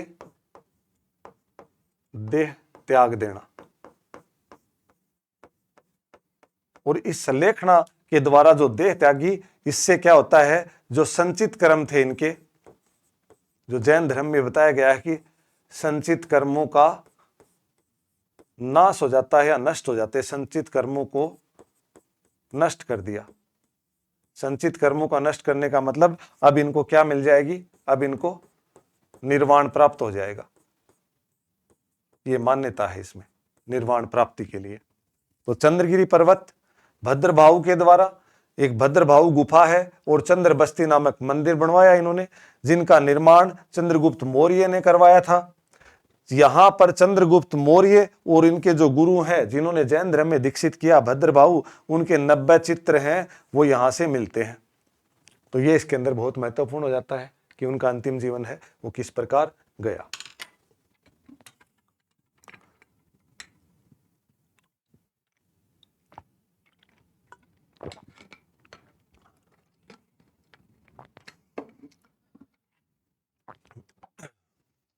उसके बाद में सुदर्शन झील और जल प्रबंधन का उत्कृष्ट उदाहरण दिया इन्होंने। इसका निर्माण सौराष्ट्र के राज्यपाल पुष्यगुप्त वैश्य से, ये किसके हैं, चंद्रगुप्त मौर्य के हैं। ये चंद्रगुप्त मौर्य के राज्यपाल हैं ये। और क्या किया था इन्होंने, कैसे बनवाया था कि स्थान रेवतक और अर्जियंत नामक 2 पहाड़ियां हैं, उनसे निकलने वाली सुवर्ण सिकता व पलासिनी जो नदी है, उन नदियों के ऊपर इन्होंने क्या बनवाया, सुदर्शन झील बनवाई इन्होंने, सुदर्शन झील बनवाई। और इस सुदर्शन झील का जो विस्तार करवाया वो राज्य अशोक का जो राज्यपाल था यवनराज तुषास्प, उसने इस झील से नहरें निकलवाई और सिंचाई की व्यवस्था करवाई, सिंचाई व्यवस्था करवाई इन्होंने। रुद्रदामन गुजरात के जो जूनागढ़ के अभिलेख हैं उसमें चंद्रगुप्त संज्ञा का प्राचीनतम अभिलेख है कि उसमें चंद्रगुप्त का नाम मिलता है और उसी में इसका क्या है, जो ये सुदर्शन झील है इसका वर्णन मिलता है चंद्रगुप्त का। जूनागढ़ अभिलेख संस्कृत का प्राचीनतम है, ये संस्कृत का प्राचीनतम अभिलेख है ये। इससे पहले कोई भी संस्कृत का अभिलेख हमारे को नहीं प्राप्त हुआ। और इसमें रुद्रदामन के द्वारा भी झील का निर्माण का साक्ष्य मिलता है। और इनके बाद में जो स्कंदगुप्त है उसने 456 ईस्वी के अंदर, गुप्त सम्राट, उसने भी इसका झील का निर्माण करवाया था। चंद्रगुप्त के शासनकाल और शासन की जो राजधानियां थी उनका जो शासन कैसा था, मूल रूप से जन कल्याणकारी। अर्थशास्त्र में उनका शासन है, उसका आधार है वो जन कल्याण बताया कि उनका जो शासन है उनका मूल आधार था प्रजा। क्योंकि जब आप समझ सकते हो कि उसका, जब ये बताया गया कि जब वो अपने शयन कक्ष में हो, बेलनों से मालिश करवा रहा हो, तब भी प्रजा उसका दर्शन कर सकती थी, तो उनका जन कल्याण। प्रजा से सीधा संवाद था, प्रजा से प्रतिदिन मिलता था वो, कोई भी प्रजा है उससे मतलब किसी भी प्रकार का शंका नहीं था कि भाई कोई भी आ सकता था अगर किसी को कोई समस्या है तो। मेगस्थनीज ने कहा कि प्रजा चंद्रगुप्त के दर्शन तब भी कर सकती थी जब वह लकड़ी के बेलनों से मालिश करवा रहा हो, तो बड़ी बात है। भव्य राजप्रसाद एलियन ने कहा कि पाटलिपुत्र के जो महल हैं वो मेगनोनियन, सुसा और एक बतना के महलों से श्रेष्ठ हैं। तो मेगनोनियन, सुसा और एक बतना के जो ये महल हैं ये मूलतः कहां पर हैं, फारस मतलब ईरान के अंदर। ईरान के महलों से भी सुंदर बताया, फारस के महल से भी सुंदर बताया। और ये फारस के जो महल हैं, महलों की परंपरा यहीं से शुरू मानी जाती है, महलों की परंपरा फारस से ही मानी जाती है। सबसे पहले महल वहीं बनाने शुरू हुए थे, महलों की परंपरा यहीं से शुरू हुई थी। यह माना जाता है कहां से? फारस से। फाहियान ने कहा कि इनके देवताओं के द्वारा निर्मित है जो इनका महल है। और ये किस महल की बात की इन्होंने? सुगांग, पाटलिपुत्र का जो सुगांग महल है, सुगांग नाम है उसका, चंद्रगुप्त मौर्य का महल है। किससे? लकड़ी से निर्मित है, पूर्णतः लकड़ी से निर्मित, 3 मंजिला है। तो इसके बुलंदी बाग कुम्भरहार पटना से वर्तमान में साक्ष्य मिले हैं, लकड़ी से निर्मित बुलंदी बाग कुम्भरहार पटना से इनके क्या मिलते हैं अपने को? साक्ष्य मिलते हैं। तो ये मतलब स्थापत्य का एक महत्वपूर्ण उदाहरण मिलता है हमारे को चंद्रगुप्त मौर्य के शासन और इनकी स्थापत्य कला का। इसके बाद में, इनके बाद राजा दूसरा कौन बनता है? इनका बेटा है जो बिंदुसार। तो ये भी एक महत्वपूर्ण राजा होता है। राज्य क्षेत्र का विस्तार तो नहीं किया, लेकिन चंद्रगुप्त मौर्य के द्वारा जितना क्षेत्र जीता हुआ था उसको इसने बचा करके रखा। मूल रूप से इसका जो शासनकाल है वो 298 में चंद्रगुप्त मौर्य ने संलेखना के द्वारा अपने प्राण त्याग दिए थे, तो तब ये शासक बना और 273 तक शासन किया इसने। 298 से 273 ईसा पूर्व तक। विभिन्न नाम है इनके। यूनानी साहित्य में इसको अमित्रोखेटस कहा जाता है। अमित्रोखेटस का मतलब शत्रुओं का नाशक, शत्रुओं का नाश करने वाला।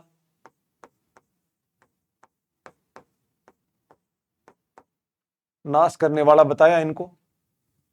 वायु पुराण में इनको क्या कहा गया? मद्रसार। और जैन ग्रंथों में क्या कहा गया? सिंहसेन। और इनका जो धार्मिक झुकाव था, ये किस धर्म को मानते थे? वो आजीवक धर्म को। चंद्रगुप्त मौर्य जहां हम देखते हैं जैन धर्म को, बिंदुसार इनका पुत्र आजीवक धर्म को, और इनका जो बेटा आता है वो अशोक है, वो फिर बौद्ध धर्म को। तो ये भी अपन मान सकते हैं कि धर्म सहिष्णुता थी मौर्य प्रशासन में। विभिन्न धर्मों को इन्होंने संरक्षण दिया। बिंदुसार के विदेशों से संबंध, मिस्र का जो राजा था टोलमी फिलाडेल्फस, उसने क्या है? डायनोसियस को इसके दरबार में भेजा राजदूत बना करके। और सीरिया का राजा था एंटियोकस प्रथम, उसने किसको? डाइमेकस को राजदूत बना के इनके दरबार में भेजा। एक प्रकार की इन्होंने क्या है? रोचक मांग का विवरण मिलता है कि बिंदुसार ने एंटियोकस प्रथम जो सीरिया का राजा है, उनसे वहां से 3 चीजें मंगाई इन्होंने। सूखे अंजीर, मीठी मदिरा और एक दार्शनिक। तो ये 2 चीजें तो उसने क्या है? भेज दी। और इसके लिए क्या कर दिया? दार्शनिक के लिए क्या कर दिया? मना कर दिया। यूनानी कानून प्रतिबंध के कारण, यूनानी कानूनी प्रतिबंध के कारण इन्होंने मना कर दिया कि हमारे यहां पर दार्शनिक या दास वगैरह जो भी है व्यक्ति है, उसका क्रय विक्रय नहीं होता है।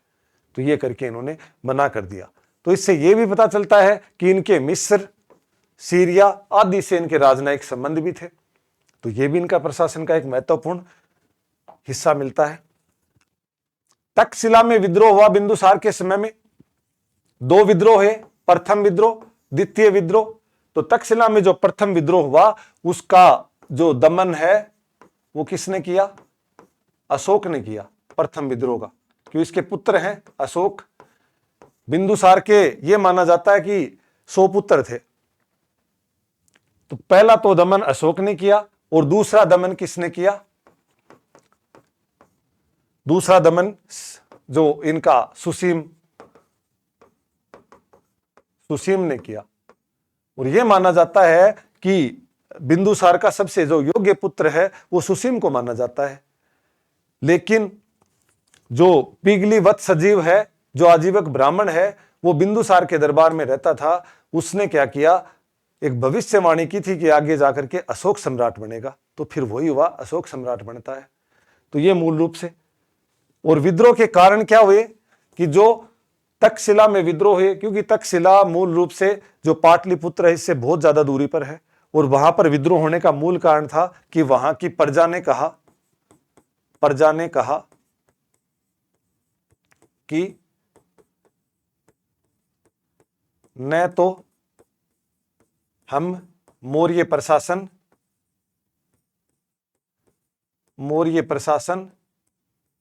से परेशान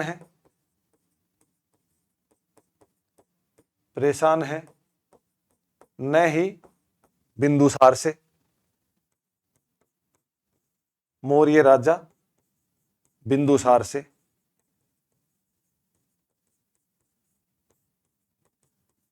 लेकिन स्थानीय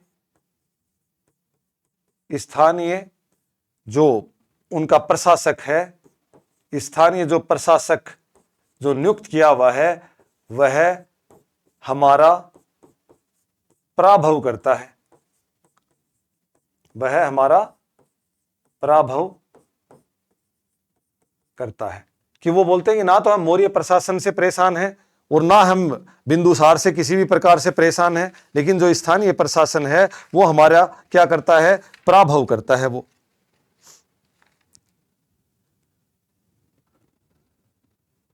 ना ही हम यहाँ के किसी भी जो राजा है सुसीम या अशोक उसके विरोधी हैं, लेकिन ये जो स्थानीय प्रशासक है वो हमारा क्या करता है, पराभव करता है, मतलब हमारा अपमान करता है, हमारी बेइज्जती करता है। तो ये बताने का प्रयत्न किया गया है। और जो अशोक है, अशोक है ये अवंती का राज्यपाल बनाया गया या गवर्नर बनाया गया। अवंती का गवर्नर था, अवंती उज्जैनी। और जो सुसीम है ये किसका था, तक्षशिला का गवर्नर। जब बिंदुसार की मृत्यु होती है तो अशोक है वो तो अवंती का गवर्नर बनता है, और ये किसका बनता है, तक्षशिला का। आगे बिंदुसार के प्रशासन, जो बिंदुसार है क्योंकि इसने बहुत ज्यादा सिर्फ संभाल के रखा, बाकी शासन में अन्य कोई एक प्रकार के दो ही विद्रोह हुए इनके तक्षशिला में। तो प्रथम तो अशोक ने दबा दिया, दूसरा सुसीम ने, और बाकी अन्य कोई विजय वगैरह इसने की नहीं। तो इसका जो प्रधानमंत्री था शुरुआत में तो चाणक्य था, क्योंकि चंद्रगुप्त मौर्य की मृत्यु के बाद में भी चाणक्य प्रधानमंत्री के पद पर था। श्री आर्य मंजूश्री मूलकल्प परिशिष्ट पर्वन हेमचंद्र राय सूरी के द्वारा, और तारानाथ लांबा तिब्बती ग्रंथ साहित्य के द्वारा इनका शासन है वो कौन चलाता था, चाणक्य चलाता था। चाणक्य का जो उत्तराधिकारी है वो राधागुप्त बना, कि चाणक्य के बाद क्या है, अगला कौन बना, राधागुप्त। और राधागुप्त है उसके बाद अगला कौन बना, खल्लाटक, ये इसका प्रधानमंत्री रहा। इनकी जो मंत्री परिषद है उसमें यह बोला जाता है कि दिव्य अवदान के अनुसार 500 सदस्यों की मंत्री परिषद हुआ करती थी, और उस मंत्री परिषद का जो प्रधान कौन था, खल्लाटक था, जो मतलब इनका प्रधानमंत्री। आजीवक पिंगलीवत सजीव, आजीवक धर्म को संरक्षण देता था ये, तो आजीवक पिंगलीवत सजीव है वो दरबार का मुख्य व्यक्ति भी था, जिसने अशोक के शासक बनने की भविष्यवाणी भी की थी। और एक आजीवक परिवारजक था इनका, आजीवक परिवारजक,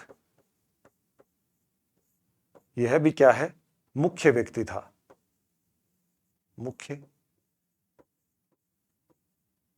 व्यक्ति था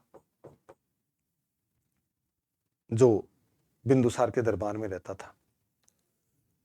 तो इसी प्रकार आज की जो क्लास है इसमें हमने मौर्य प्रशासन के बारे में जानने का प्रयत्न किया, और मौर्य प्रशासन में हमने किस प्रकार मौर्य शासन की आरंभिक स्थिति, उसका विस्तार, चंद्रगुप्त मौर्य और चंद्रगुप्त मौर्य का जो प्रशासन है, और उसके बाद में हमने बिंदुसार को पढ़ा। अगली क्लास में हम सम्राट अशोक के बारे में पढ़ने का प्रयत्न करेंगे। लगातार जुड़े रहें और साथ में सब्सक्राइब करें, लाइक करें, शेयर करें, और जो भी इसकी पीडीएफ फॉर्मेट में जो नोट्स हैं वो आपको टेलीग्राम पे उपलब्ध करा दिए जाएंगे।